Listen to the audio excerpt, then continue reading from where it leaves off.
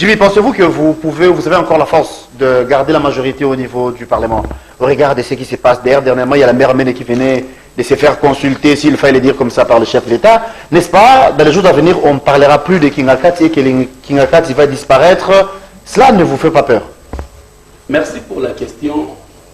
Avant d'ailleurs d'aller dans le fond même de cette question, moi je souhaiterais que nous puissions débattre de ces questions avec de vrais membres de la Talibanie, pas de sous-traitants. Quand vous nous amenez des gens qui se présentent comme étant de journalistes, bon, en réalité, ils sont sous-traités. Non, s'il vous plaît, ils sont sous-traités. Ils ne communiquent pas, ils ne font pas la ligne communicationnelle de la Talibanie. Ils ramassent les choses par-ci, par-là pour venir communiquer. Il faudra nous amener des gens cohérents qui viennent fraîchement de la Talibanie. Comme ça, nous allons faire les chassés croisés. Mais quand vous amenez un sous-traitant, voilà, ça c'est une communication du FCC, mais de l'autre côté, nous n'avons pas un répondant. C'est là où le débat n'est pas équilibré. Voilà. Avant d'ailleurs, évidemment, d'aller encore sur le fond, j'aimerais bien dénoncer quelque chose ici sur ce plateau. C'est que le questeur du Sénat est en train de vivre aujourd'hui. Éric Roubouille, il a été dépouillé de toute sa garde. Pourquoi? Parce qu'il y a un conflit entre des membres du bureau. L'autre estime du fait qu'il est proche du pouvoir actuel, il estime qu'il peut user de ses pouvoirs pour tordre le cou à un autre membre du bureau. L'homme a subi des intimidations dans sa résidence.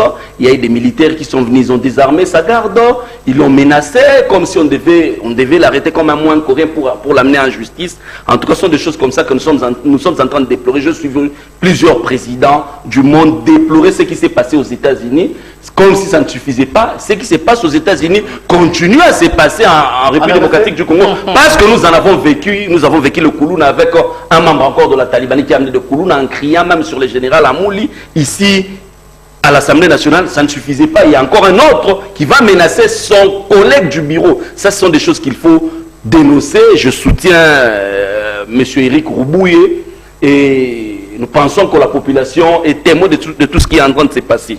Mais quant à la question de fond, où on est en train de parler de la majorité, s'il vous plaît, avant de constituer une majorité, il faut avoir une vision.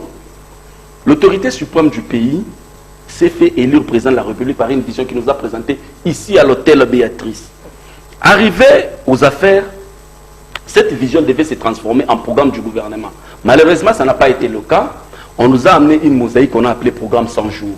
L'homme est en train de nous parler ici, Aboubacar Traoré nous parle de texte. Il dit que donnez-moi le référence, tout ça. Mais il a oublié que le programme 100 jours a été présenté ici, dans la rue. Non, je le connais très bien, je connais sa tactique. Oui, évoluons, vous avez la parole. Le programme 100 jours a été présenté ici, dans la rue. Pas devant la représentation nationale, mais plutôt devant le parlementaire debout qui sont sous le bois. Et ce programme-là de 100 jours nous a coûté 400 millions de dollars. Et le 400 millions de dollars, on a jugé Vital Kamerhe pour 57 millions, le reste d'argent jeté dans les oubliettes de l'histoire. 2 ans après, on va décréter Kissalu Mebanda. Ça veut dire qu'on a passé du temps à dilapider de l'argent du contribuable congolais comme de cacahuètes. On a passé du temps à faire plus de 50 voyages sans pour autant nous amener des investisseurs. Pendant ce temps-là, on n'était pas en train de travailler. 2 ans après, on commence à décréter Kissalu Mebanda. Kissalu Mebanda, les signaux de Kissalu Mebanda, c'est quoi? C'est la corruption. Kissalu Mebanda, c'était dans le sens qu'il fallait au préalable se débarrasser. Non, cher frère. Il a dit la Moussala et Bandi. Ça veut dire que 2 ans avant, on n'avait pas encore commencé à travailler. C'est maintenant qu'on commence à travailler. Maintenant, là, à cause de vous. S'il vous plaît, monsieur Aboubacar Traoré, calmez-vous. Oh.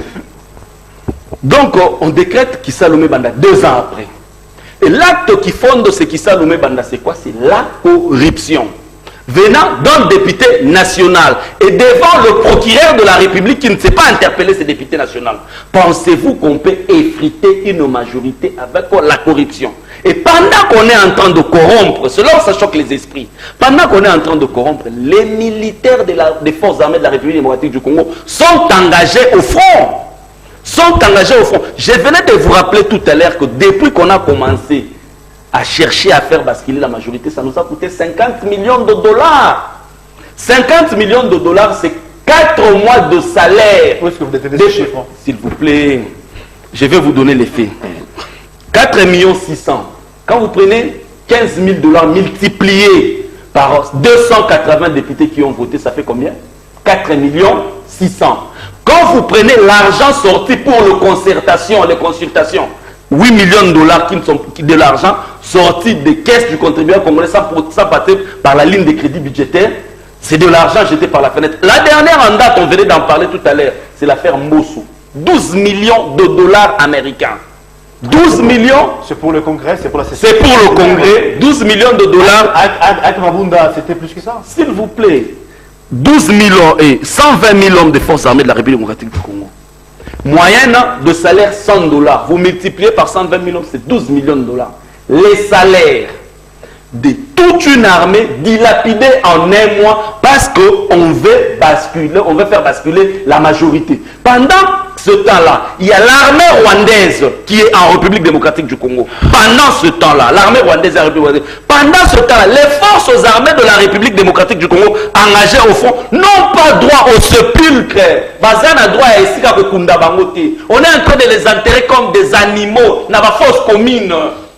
On dépense 12 millions de dollars. Et on vient se vanter dans des plateaux de télévision pour dire que nous allons basculer la majorité par la corruption.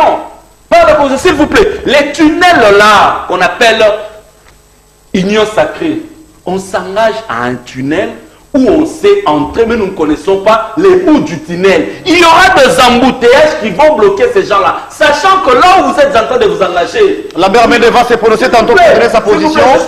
S'il fait partie de l'Union sacrée ou pas. Je suis en train de conclure. Là où vous êtes en train de vous engager, nos amis n'ont pas la culture.